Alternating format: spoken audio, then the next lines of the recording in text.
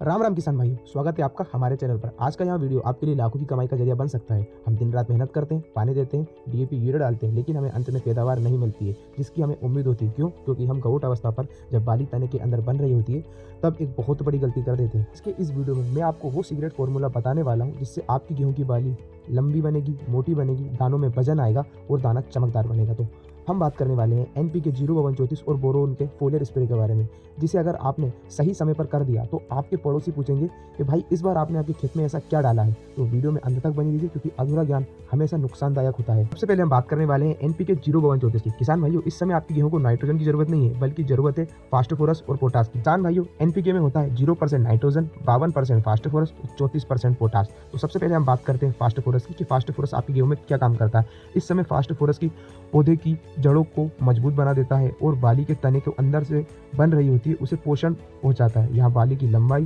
तय करता है। अगर इस समय आप फास्फोरस की कमी रहती है तो बाली छोटी रह जाती है और उत्पादन घट जाता है। अब बात करते हैं 34% पोटास के बारे में। पोटास का असली खेल अब शुरू होता है। यहाँ पौधे को रोग प्रतिरोधक क्षमता बढ़ा देता है, तने को इतना मजबूत कर देता है कि तेज हवा चलने पर भी आपकी फसल गिरती नहीं है। सबसे जरूरी बात, पोटास पौधे के अंदर ट्रांसपोर्ट का काम करता है, यानी पत्ती को सारा बना भोजन खींचकर दाने तक पहुंचाता है। किसान भाइयों, अगर आपने यूरिया डालकर अपनी फसल को लंबा तो कर लिया है, लेकिन आपकी फसल बिल्कुल मजबूत नहीं है। अगर थोड़ी सी हवा चलती है, थोड़ा सा पानी गिरता है, आपकी फसल जमीन पे गिर जाती है, क्योंकि इस वर्ष काफ़ी किसान भाइयों ने ज़्यादा यूरिया का इस्तेमाल करा है। किसान भाइयों, मैं एक बात आपसे बोलना चाहूँगा कि आप यूरिया का इस्तेमाल कम करें, जितना हो सके उतना कम करें। आप यूरिया उतना ही दें जितनी आपकी फसल को ज़रूरत हो। आप यूरिया एक बार ही डाल सकते हैं। 1 बीघे में 1 बोरी दें, 1 बीघे में 2 बोरी। कभी आप यूरिया की ना दें, इससे आपको फ़ायदा नहीं बल्कि नुकसान होगा।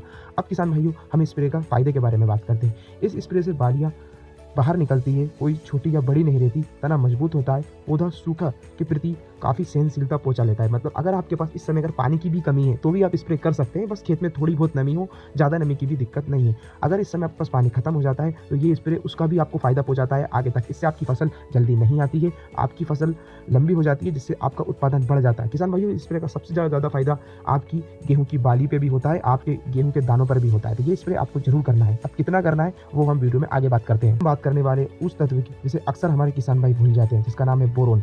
किसान भाइयों, अगर आप बोरोन भले ही एक सूक्ष्म पोषक तत्व है, लेकिन इसका काम बहुत बड़ा है। यहाँ पारंगण यानी कि पोलिनेशन में गेहूं की मदद करता है। जब गेहूं में बाली निकलती है तो उनमें फूल आते हैं। बोरोन उन्हीं फूलन का पारंगण में मदद करता है। अगर बोरोन की कमी हुई तो आपकी बाली के दाने कम बनेंगे या बाली बीच में से खाली रह जाएगी, जिसे हम पोचा रहना भी कहते हैं। दानों की क्वालिटी, बोरोन दानों में चमक लाता है, उनका वजन बढ़ाता है। जब आप मंडी में अपनी फसल लेकर जाएंगे तो बोरोन की वजह से आपके गेहूं के दाने एकदम भूरे होंगे, सुडौल होंगे और सुनहरे दिखेंगे, जिससे आपको भाव काफ़ी अच्छा मिलेगा और आपकी फसल सबसे अलग देखने को मिलेगी। मंडी में से उठकर कोई ना कोई पूछ लेगा कि ये गेहूँ कौन से वैरायटी के, इनमें ऐसा क्या डाला है जिससे यार ये गेहूँ इतनी क्वालिटी के बन गए हैं। किसान भाइयों, बोरोन एक आखिरी काम करता है आपकी फसल में, जो कि सबसे मेरे हिसाब से महत्वपूर्ण काम है कि बोरोन जो है वो कोशिकाओं का विभाजन करता है। यहाँ कोशिकाओं को इतना लचीला बना देता है जिससे आपकी बालियाँ टूटती नहीं है और दाना फटने की समस्या नहीं आती है। क्योंकि काफ़ी किसान भाई हार्वेस्टर चलवाते हैं या काफ़ी किसान भाई रीफर चलवाते हैं। किसान भाइयों, इन दोनों में ब्लेड होती है और जैसे ही ब्लेड आपकी गेहूं पर एकदम झटका देती है तो किसान भाइयों यहाँ काफ़ी हमारे गेहूं की बालियों में से गेहूं बाहर निकल के गिर जाते हैं। तो बोरोन इसमें भी मदद करता है। बोरोन आपकी बाली को काफ़ी मजबूत बना देता है। किसान भाइयों, एक बार आप 05234 और बोरोन का अपने फसल में इस्तेमाल जरूर करना। और किसान भाइयों, आप इसका डेमो भी इस्तेमाल कर सकते हैं। इस बार आप डेमो इस्तेमाल कीजिए, अगली बार आप 100% आपके पूरे गेहूं में इसका स्प्रे करेंगे। किसान भाइयों, एक बार आप स्प्रे जरूर करके देखना, इससे आपको काफ़ी अच्छा रिजल्ट देखने को मिलेगा आपकी गेहूं के फसल के अंदर। अब सबसे जरूरी सवाल, स्प्रे कब करें। किसान भाइयों, इसका सबसे सटीक समय है गवोट अवस्था यानी कि फ्लैग लीफ स्टेज। जब आपके गेहूं तना फूलने लगे, बाली अंदर बन चुकी हो लेकिन बाहर ना निकली हो, तब आपको यहाँ स्प्रे करना है।